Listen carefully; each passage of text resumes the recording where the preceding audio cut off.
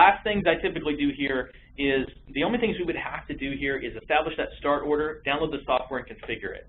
Now, I already have an up and running instance, so I'm going to close this one out, and I'm going to go and pull open the one that's already running, okay? And that's going to be the live demo of one here. All right, so we're going to take a look at this, and you're going to see that we've got all the same elements here. The only difference is IPs are assigned. These are actually running. So if I right-click on them, you heard me say before we could sandbox these and run them just from inside the canvas here.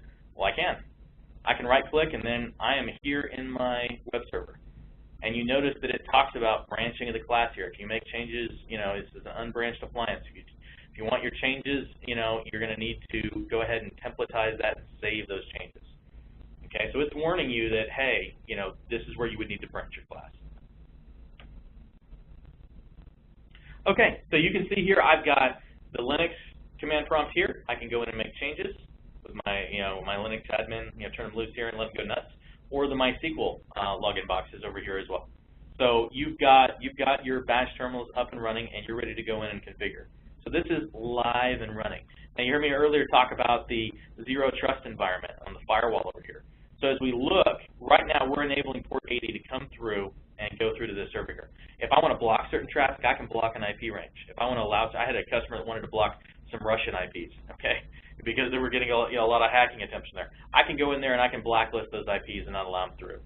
Okay, I can whitelist only certain IPs. I can establish a secure gateway connection between here. I can put a VPN on the front of this. So if they get past the firewall and get to the web server here, because these virtual machines are separated, congratulations, you've got to the web server, which has absolutely nothing stored on it. So if you discovered a hole in an OS or actually managed to hack in, you've gotten access to nothing. The customer databases and the additional information is stored here, and the actual file system is stored here. And another reason we moved the file system over to the NAS is if I wanted to load balance multiple web servers, you're going to need central storage to be able to store that data so it can pull it from the same source. And so that's what we would do. So if I drag and drop a by 4 web server or by 8 web server, they're going to need a central storage to dump all that data to. So again, zero trust, separation, security. I mean, this is the way that it's done, and you guys know this. You guys have environments that are set up like this right now, so you're getting that same level of security there. Yeah, but it's not that easy. Exactly. I had a customer tell me, he said, what you just did would have taken me over a week, and you did it in 2 minutes. So, again, that's the point. We want to make it easy. We want to make this simple for you.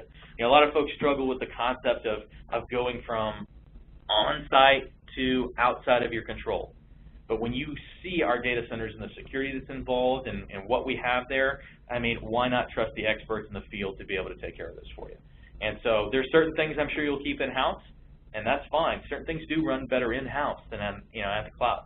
But this type of stuff, the web type of activity you were talking about before, this is the stuff that's really going to thrive in one of our data centers and give you the flexibility and the cost savings that you guys are looking for. So essentially what you're telling me is if somebody was to somehow hack into my web server, I didn't see you assign IP addresses to the web server, the MySQL database, or the NAS.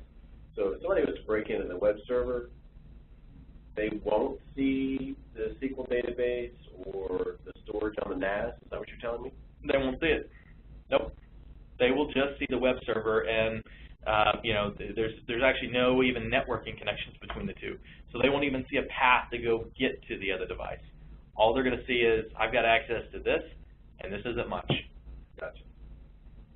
So they'll see, they might see a little bit of maybe the WordPress site. Actually, they probably won't even see that because that's going to be on the NAS as well. So that's it. So what does it look like when we're done? We've thrown all the ingredients together. I threw it in the oven. I showed you what it looks like. What does it look like when it's cooked?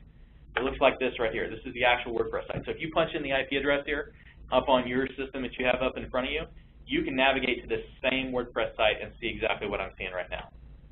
And if you pull up the monitor, we have actually the monitor you saw me connect. We have that up and live and running.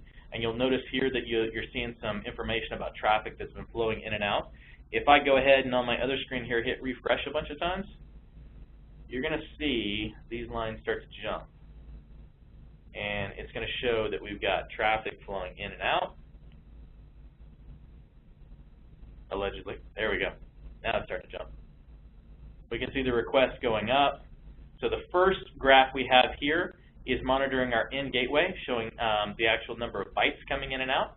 And over the right, we've got 3 different lines going. One showing CPU activity, total web hits, and we're showing active requests. Okay?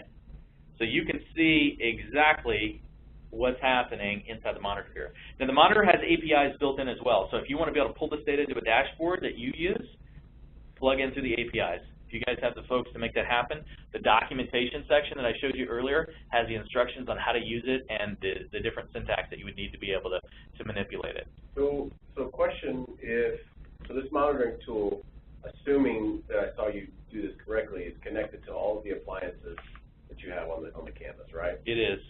Now, what if I wanted to I wanted to check and see if my database queries are up to speed? I mean, does it have that much robust of a tool? So yeah, so it looks like MySQL appliance there, and then you can see everything that you've always never wanted to know, whether it's memory usage, whether it's the different MySQL commands that are being issued. You can see bytes in and out. You can see information about the actual data that's stored on it. We have a lot of complaints about how sometimes when they're searching for parts, they're having issues because it's timing out, and because we're not utilizing or overutilizing the hardware because we've got 100 different vendors on there at the same time. So so that was my question. So I can actually check on slow queries, and now if I wanted this data to be pushed out or to tell somebody, hey, you've got a slow query going on, is that something that can be sent to via email, or is that something that I have to come in this tool and actually look? Yeah, so what you would add is you would add an actual, another little VM to send out alerts, and I can show you some examples of it actually in use. So you can set different thresholds. So you look down below right here, you've got an alarm, and then we set up an actual send to command, and it will actually issue that alert out so that you can see it. Good, okay.